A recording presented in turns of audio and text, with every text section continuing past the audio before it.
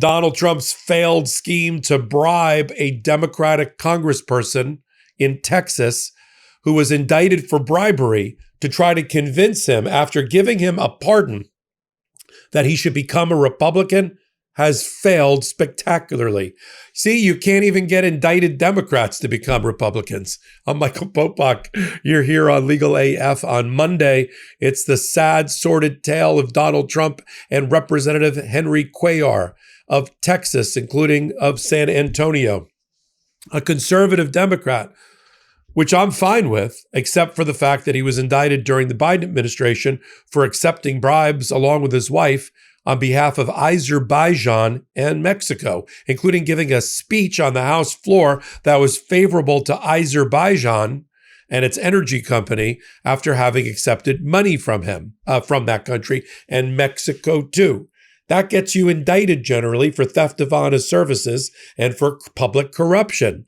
And that was the trial that was about to start in about a month. And all of a sudden, in the middle of Donald Trump pardoning Honduran former president cocaine traffickers who were who were serving 45 years in prison, all of a sudden we all saw here on Legal AF Henry Cuellar get pardoned. We're like, well, that's interesting. My immediate thought was he's trying to buy a seat. He's trying to convince that guy to become a Republican.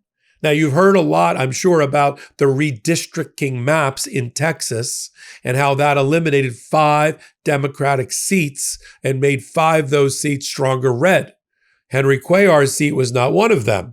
And he believes, as a conservative Democrat who runs under the mantle of I'm an American, then a Texan, then a Democrat, he thinks he can win that district. And so Donald Trump's all pissed off because he thinks that Henry Cuellar is an ingrate because he found out he couldn't bribe somebody who was indicted for bribery.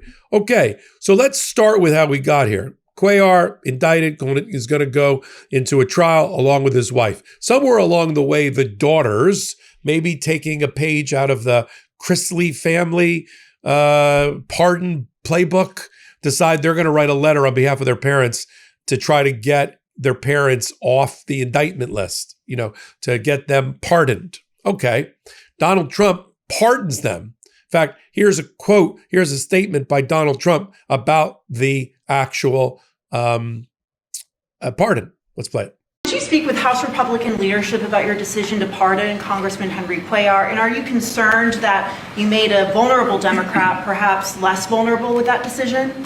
It didn't matter. He's a respected person. He was treated very badly because he said that people should not be allowed to pour into our country. And he was right. He didn't like open borders. He was on the border. He represents a very respected man. He represents the people on the border, and he saw what was happening. And as soon as he made that statement, I then said, I'll bet he gets indicted.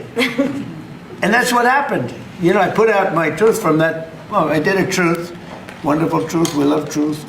But what happened is he got indicted for speaking the truth. And his wife got indicted, Imelda. And that's sort of a first. Usually they leave the wives alone, right? Don't they, Congressman? Yeah. Typically they indict somebody, put him in jail for the rest of his life, but the wife can just sit home and cry, or she'll find a new man. A lot of times they find a new man that makes them much happier. In fact, a lot of times they like that man better than the one that's in jail. Now, Cuellar is very happy, and his wife, he issues statements about thanking President Trump and a little bit about the weaponization of the Department of Justice. So, everything was sort of looking good. But then Henry Cuellar goes on Fox and gives the following statement that he's not going anywhere. He's a conservative Democrat that can win in his district. Thank you, Mr. President, but I'm not flipping over to become a Republican. Let's play the clip. President Trump is out with a new Truth Social today on your decision to run again as a Democrat. And the president is saying, oh, well, next time, no more Mr. Nice Guy. He's talking about the fact that you are going to continue to work with the same radical left Democrats. What do you want to say about the president's Truth Social this morning? Well, again, let me just say this. I was at church this morning with my wife. I prayed for the president. I prayed for his family. And I prayed for the presidency, because if the president succeeds, the country succeeds. And again, as probably the most bipartisan individual, I don't vote party. I vote for what's right for the country. And in fact, when I got that rate by the Biden administration, they did it 40 days before a primary, where the far left had spent were spending total about $20 million that we know of on that.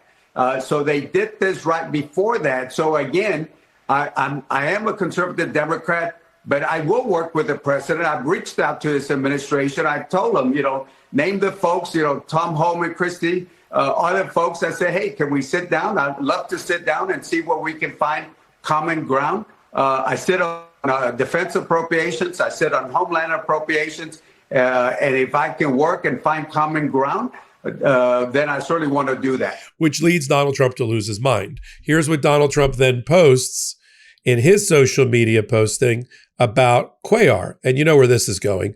He's an ingrate. Here's the quote. Such a lack of loyalty, something that Texas voters and Henry's daughters will not like. Oh, well, next time, no more Mr. Nice Guy, as if Donald Trump's been Mr. Nice Guy up till now. Cuellar's two daughters, apparently Christina and Catherine, had sent Trump a letter in November asking for the pardon. All right, what does this mean? Look how transactional Donald Trump is. He's willing to use the pardon power for his own personal gain, which means every time you hear of a pardon, you should look behind it to determine how it benefits Donald Trump politically or financially. This Honduras president, who is one of the leading cocaine traffickers who accepted bribes from narco terrorists at a time when Donald Trump says he's the anti-cocaine, anti-drug president, letting him out of a 45-year prison sentence to try to influence the election in Honduras. What was behind that? He wanted, and it looks like it failed, he wanted the conservative, the right wing of that country to prevail in an election that coming Sunday. So a few days before, he let the Honduran president out, who was a member of the same party, regardless of the fact that he was a drug trafficker. See, Donald Trump wants to try to swing the entire world right, hard right. That's what's behind this national security memo that's got everybody up in arms, in which in the United States Security Strategy Memo, they want to go back to the 19th century and the Monroe Doctrine to say that the sphere of influence for the United States should only be the Western Hemisphere, and we should leave Europe to the wolves. And that America's been too European-centric and Western European-centric. It's such a great document and such a great strategy for the Russians that the Russians came out and said that they agree. They praised Trump's new anti-Europe policy. We've been seeing them bash Europe for a long, long time.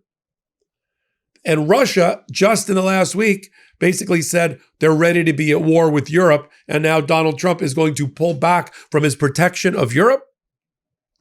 Russia tried to jam the radar of the EU president in order to down her plane a few months ago. Now's the time we abandon Europe. So every time you hear of a pardon, Henry Cuellar trying to grab a vote, the Honduran ex-president cocaine trafficker trying to influence an election, a financial fraud person, probably a business deal in the works or was in the works between the Trump organization and Donald Trump's family, or something like that to make money. There's always a transactional component between between the pardon, the clemency, and Donald Trump. The next place to look is going to be Ghislaine Maxwell in the Epstein cover-up.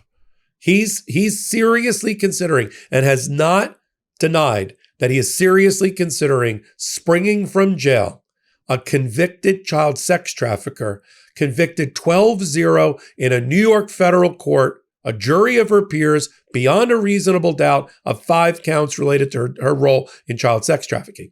And he's seriously considering letting her out of jail. He'll do it if he thinks, fill in the blank, it will help him politically or criminally. And that's what we're watching. We're watching this filthy dance play out in public between Maxwell and Donald Trump. Oh, you say nice things about me in your immunity testimony to my lawyer, and then I'll send you to a better prison. You be a good person. You be a good girl in prison. And you say nice things. Maybe I'll give you a pardon. It's so bad. Ghislaine Maxwell's own lawyer fired her. Looks like she's going to be filing her own writ of habeas corpus petition to get out of Texas prison on her own, pro se. And then Donald Trump, you can hear it now, right? You can see the press conference and the statements. Well, there's good people on both sides of child sex trafficking. She might be a victim too.